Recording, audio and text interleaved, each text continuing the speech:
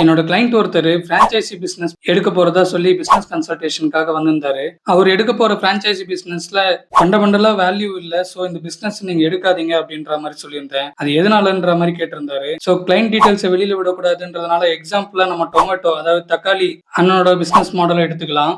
என்னை பொறுத்த வரைக்கும் நான் செக் பண்ண வகையில வெண்டர் அதாவது ஷாப் ஓனருக்கும் இது லாபம் வந்த மாதிரி தெரியல. ஏன்னா அவரோட சேல்ஸ்ல 35% டிடக்ட் ஆகி தான் அவருக்கே வருது. வாங்குற கஸ்டமரும் விலை அதிகமா இருக்குன்ற மாதிரி தான் ஃபீல் பண்றாங்க. நேர்ல போய் கடையில வாங்கினாலே கம்மியா தான் இருக்கு. டொமேட்டோல ரொம்ப அதிகமா இருக்கு. அது இல்லாம சர்ஜி ஃபீ, டெலிவரி ஃபீன்னு சொல்லிட்டு அது வேற எக்ஸ்ட்ரா போடுறாங்க அப்படின்ற மாதிரி ஃபீல் பண்றாங்க. கஸ்டமரும் ப்ராஃபிட் அடைஞ்ச மாதிரி தெரியல. ஃபுட்டை டெலிவரி பண்ற டெலிவரி பாய்ஸும் லாபம் அடைஞ்ச மாதிரி தெரியல. அவங்களுக்கும் கட்டுப்படி ஆகல அப்படின்ற மாதிரி போராட்டம்லாம் பண்றாங்க. இவங்க எல்லாமும் லாபம் அடையலனாலும் பரவாயில்ல. சரி டொமேட்டோவாவது லாபம் அடைஞ்சிருப்பாங்களான்னு பார்த்தாக்கா அவங்களும் இது வரைக்கும் லாஸை தான் புக் பண்ணிட்டு இருக்காங்க. எது எப்படியோ பிசினஸை பொறுத்த வரைக்கும் 2 பேரும் வின் வின் சுச்சுவேஷன் அடைஞ்சாதான் அந்த பிசினஸ் சக்சஸ் ஆகும். இதுல யாருமே ப்ராஃபிட் அடைஞ்ச மாதிரி தெரியல. ஸோ கண்டிப்பா இந்த பிசினஸ் லாங் டைம்ல ரன்னே ஆகாது. இதெல்லாம் என்னோட 16 வருஷம் எக்ஸ்பீரியன்ஸ்ல தான் சொல்லியிருக்கேன். பின்வரும் நாள்ல இவங்களோட ஸ்ட்ராட்டஜி பிளான் இதெல்லாம் அவங்க சேஞ்ச் பண்ணி மேபி இதை சக்சஸ் ஆகுறதுக்கும் வாய்ப்பு இருக்கு.